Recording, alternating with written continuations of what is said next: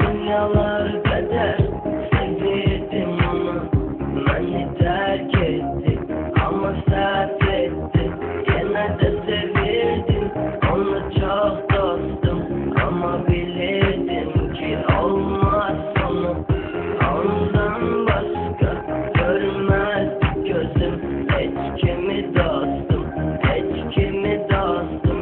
Şimdi kime değil derdimi, derdimi dostum, derdimi dostum. Ona ne sevgi verir, sonra dert verir. O seni sevir artık, o seni sevir artık. O benim her gece yıkıma girir. O seni sevir artık, o seni sevir artık. Onu biraz anla, biraz başa düş. O uşak dostum, o uşak dostum.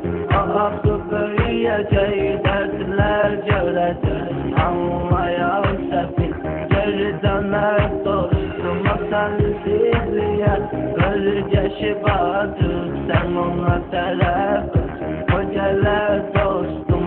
Sensin gibi koyma tükensin, çok neler düzeler dostum. Ona ne sevgi verir, sonra dert verir. O seni sevir artık, o seni sevir artık. O benim her gece yıkıma girir. O seni sevir artık, o seni sevir artık. Ben vardım onlar bir anında, onunsa gözleri başkalarında. Ben boğulamda, gözyaşlarımda oysa gülüş saçırdı ünvanında. Her bir anında, her saatinde ben idim tek seveni, tek yanında. Odur her gece, odur her gece tek hayalımda. O bana sevgi verir, sonra dert verir. O seni sevir artık, o seni sevir artık. O benim her gece yıkıma girir. O seni sevir artık, o seni sevir artık. O bana sevgi verir, sonra dert verir. O seni sevir artık, o seni sevir artık. O benim her gece yıkıma girir. O seni sevir artık, o seni sevir artık.